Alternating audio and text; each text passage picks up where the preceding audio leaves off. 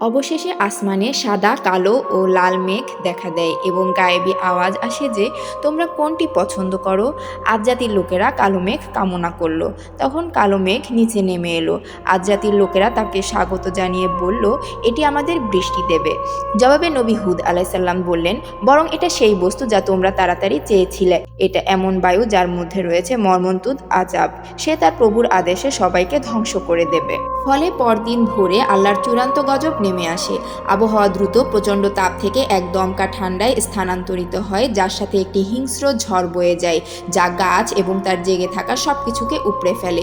সুউচ্চ কাঠামো, যা একসময় আদ জাতির জন্য গর্বের উৎস ছিল, নিরলস বাতাসের বিরুদ্ধে তা শক্তিহীন ছিল। 7 রাত্রি ও 8 দিন ব্যাপী অনবরত ঝড় তুফান বইতে থাকে। মেঘের বিকট গর্জন ও বজ্রাঘাতে বাড়ি ঘর সব ধসে যায়। প্রবল ঘূর্ণিঝড়ে গাছপালা সব উপড়ে যায়। মানুষ ও জীবজন্তু শূন্যে উত্থিত হয়ে সজোরে জমিনে পতিত হয় এবং এভাবেই শক্তিশালী ও সুঠাম দেহের অধিকারী বিশাল বপু আদ জাতি সম্পূর্ণরূপে ধ্বংস ও নিশ্চিহ্ন হয়ে যায়। শুধুমাত্র নবী হুদ আলাইহিসসালাম এবং তার অনুসারীরা অগ্নি পরীক্ষা থেকে রক্ষা পেয়েছিলেন। তারা হাদরামাউতে পাড়ি জমান, যেখানে তারা শান্তিপূর্ণভাবে আল্লাহর উপাসনা চালিয়ে যায়।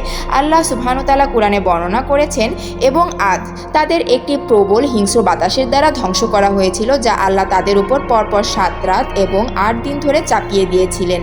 তাই আপনি দেখতে পাবেন যে তারা খেজুর গাছের ফাঁপা কাণ্ডের মতো পড়ে আছে।